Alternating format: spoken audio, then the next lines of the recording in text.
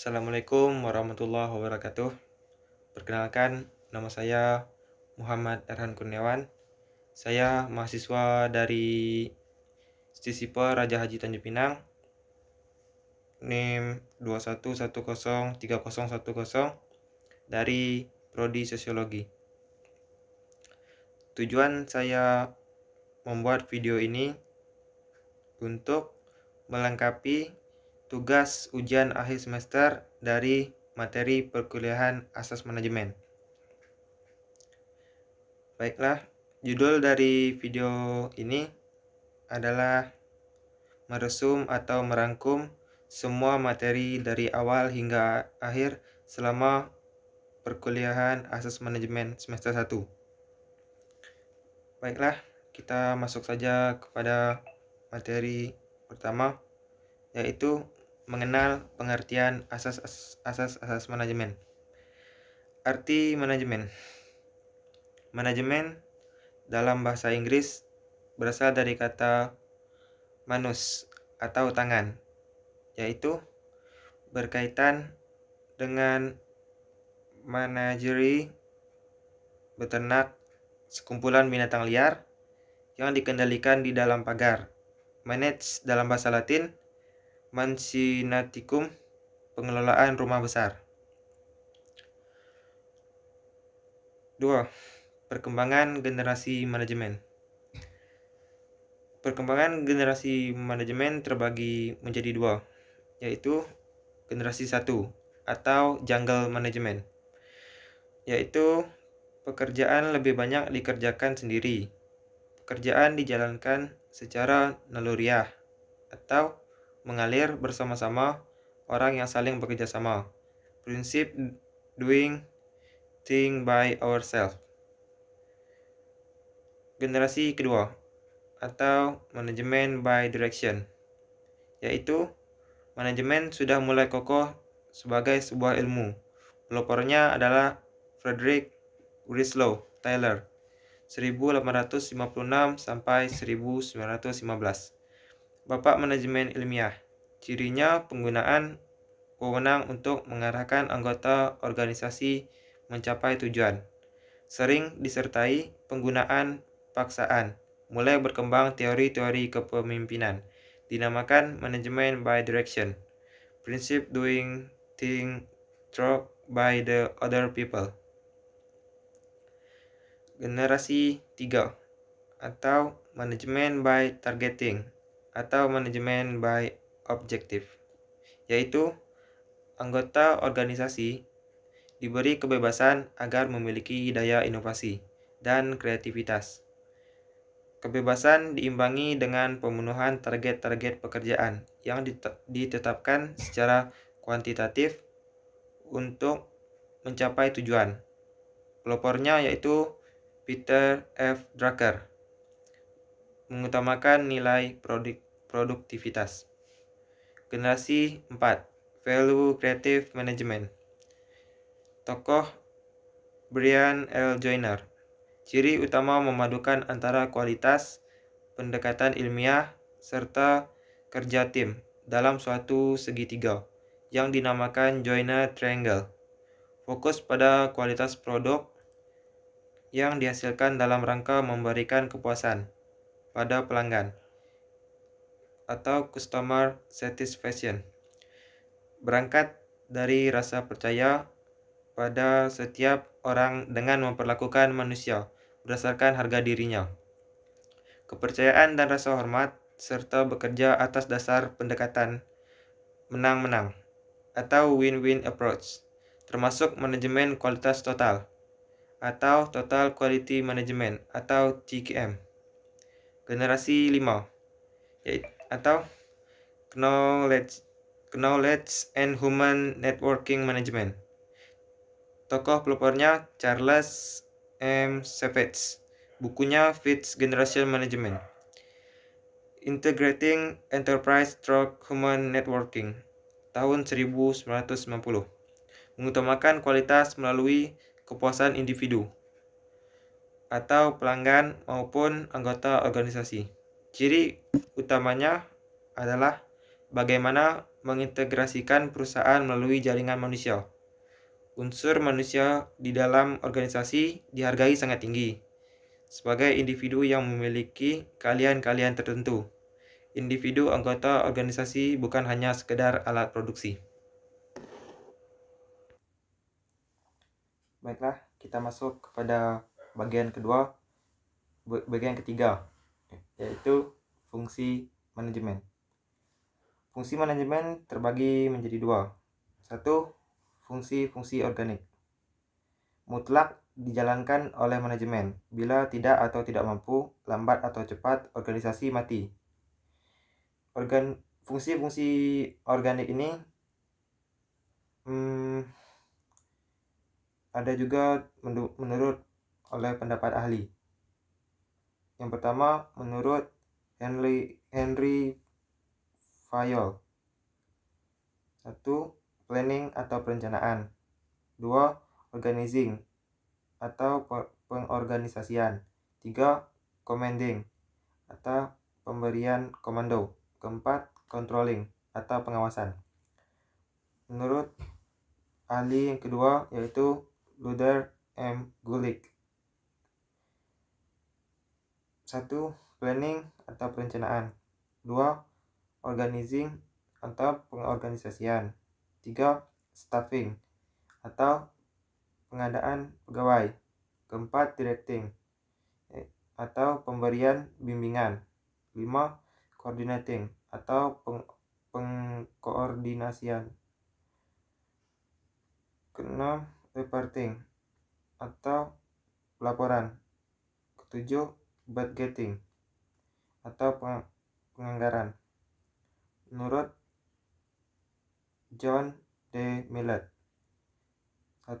Directing atau pemberian bimbingan. 2. Facilitating atau memfasilitasi. Menurut Harold Scones and Kyrell O'Donnell. 1. Planning atau perencanaan. 2. Organizing atau pengorganisasian. 3. Staffing atau pengadaan pegawai. 4. Directing atau pemberian bimbingan. 5. Controlling atau pengawasan. 2. Fungsi-fungsi pelengkap. Tidak mutlak sebaiknya dilaksanakan karena pelaksanaan fungsi-fungsi itu dengan baik akan meningkatkan efisiensi, memperlancar usaha, pencapaian tujuan dengan efisien, ekonomis, dan efektif. Contoh, budaya organisasi, tata ruang, kantor, dan lain-lain. Baik, kita masuk bagian yang keempat, yaitu prinsip-prinsip manajemen. Prinsip manajemen yaitu 1. Division of work atau pembagian pekerjaan. 2. Authority and responsibility atau kewenangan dan tanggung jawab. 3. Disiplin. 4. Unity of commons atau kesatuan perintah. 5. Unity of direction atau kesatuan arah. 6. Subordination of individual interest to general interest atau kepentingan umum di atas kepentingan individu. 7. Remuneration of personnel atau gaji upah penghasilan. 8. Centralization atau sentralisasi. 9. Scalar chain atau jenjang hierarki. 10. Order atau ketertiban. 11. Equity atau keadilan. 12. Stability of turnover of personnel atau stabilitas jabatan pegawai. 13. Kepastian kestabilan dalam bekerja. 14. Inisiatif atau prakarsa. 15. Spirit the corps atau kesetiakawanan. Kita masuk pada materi pertemuan kedua, yaitu unsur-unsur manajemen. Unsur-unsur manajemen terbagi menjadi 6, yaitu 1. Man atau manusia. 2. Money atau uang. 3. Machines atau alat-alat. 4. Methods atau metode, cara-cara kerja. 5. Materials atau bahan-bahan perlengkapan. 6. Market atau pasar. Teori manajemen. Teori manajemen terbagi menjadi 3, yaitu 1. Scientific Management atau teori insentif 1903.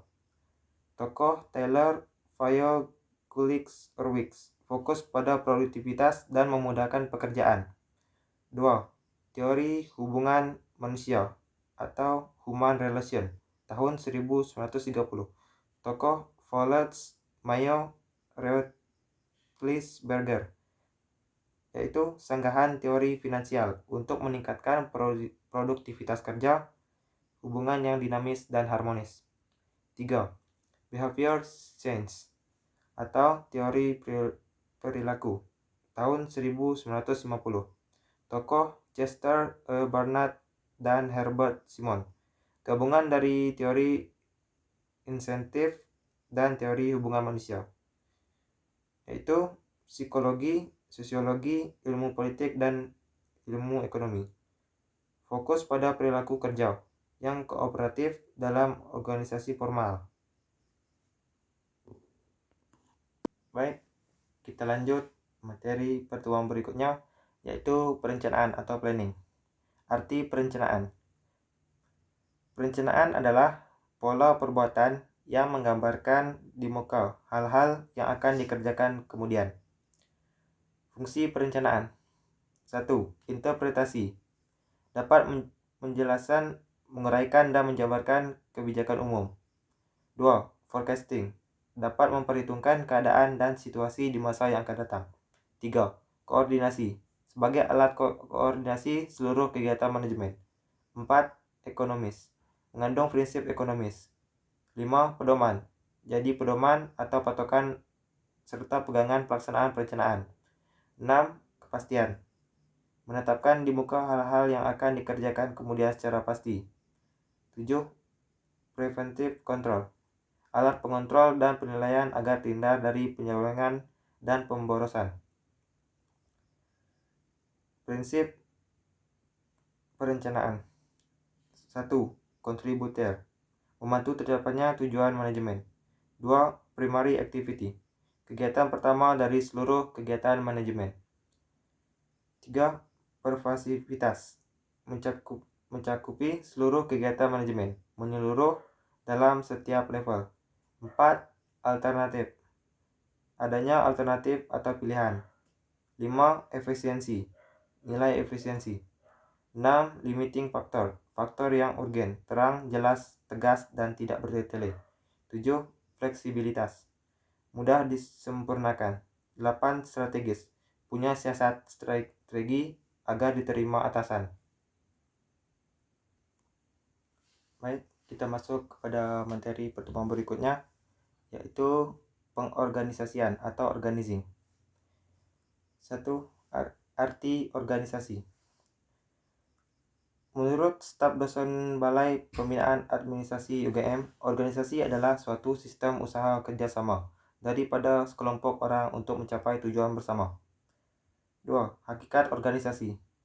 Sebagai alat manajemen, organisasi dapat ditinjau dari dua sudut pandang, yaitu 1. Organisasi sebagai wadah atau relatif statis, tempat di mana kegiatan-kegiatan manajemen dilaksanakan. 2. Organisasi sebagai proses atau dinamis, interaction antara orang-orang di dalam organisasi, formal dan informal. 3. Unsur organisasi. 1. Kelompok orang. 2. Kerjasama. 3. Tujuan bersama. Fungsi dari organisasi yaitu 1.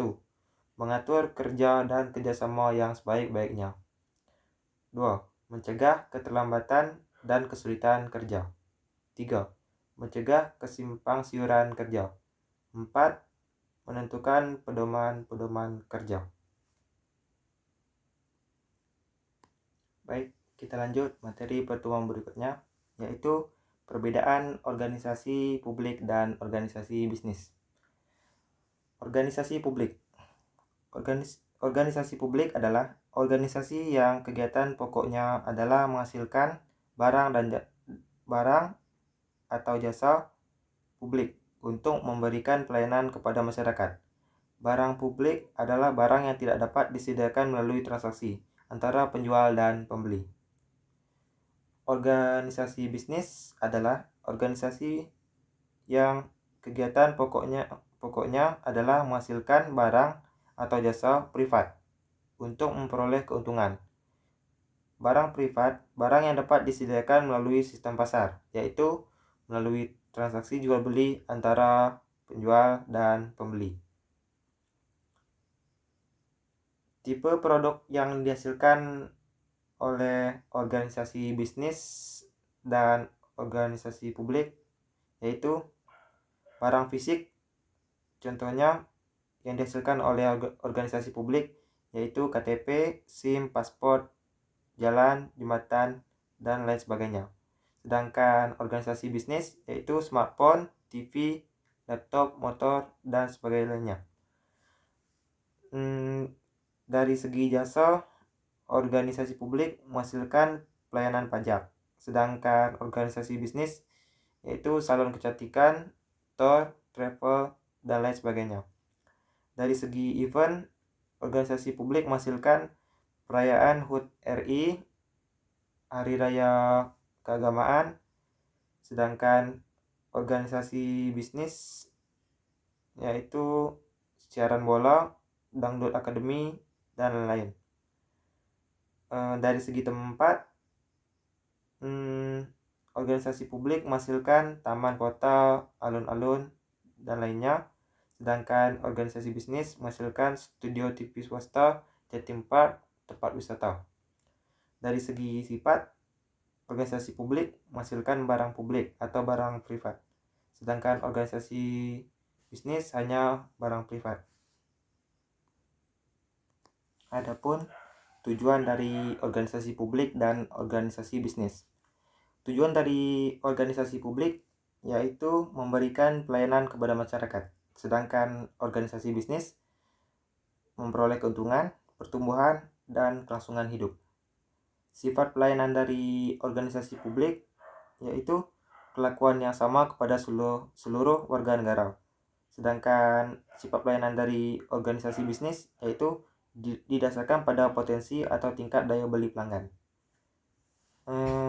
Wilayah kekuasaan dari organisasi publik yaitu sama dengan wilayah kekuasaan negara. Sedangkan wilayah dari organisasi bisnis yaitu wilayah operasi, bisa sama, lebih kecil, atau lebih besar dari kekuasaan negara. Orientasi politik dari organisasi publik netral atau tak memihak kepada siapapun, sedangkan organisasi bisnis memihak pada kekuatan yang bisa menjamin kelancaran usahanya. Cara kerja dari organisasi publik lamban karena lebih menekankan pada pendekatan legalitas, sedangkan organisasi bisnis cepat karena menggunakan pendekatan pragmatis dalam persaingan. Lingkungan dari organisasi publik lebih kompleks, sedangkan organisasi bisnis lebih sederhana. Baik, kita lanjut pada materi pertemuan berikutnya, yaitu deskripsi sederhana kombinasi manajerial dan leadership dalam tugas kepemimpinan organisasi. Manajerial yaitu mengendalikan untuk mendapatkan titik temu terbaik di antara faktor-faktor yang menentukan suatu keberhasilan yang diharapkan organisasi. Leadership yaitu memberikan tuntunan, contoh, bimbingan, dorongan sehingga orang-orang dengan senang hati bergerak mencapai suatu keberhasilan yang diharapkan organisasi. Faktor-faktor penentu keberhasilan berasal dari manusia, yaitu yang menjadi fokus utamanya seperti kualitas, waktu, dan uang. Baik teman-teman, mungkin hanya itu yang bisa saya sampaikan dari meresum dan merangkum materi perkuliahan asas manajemen dari pertemuan awal hingga akhir pada semester ini.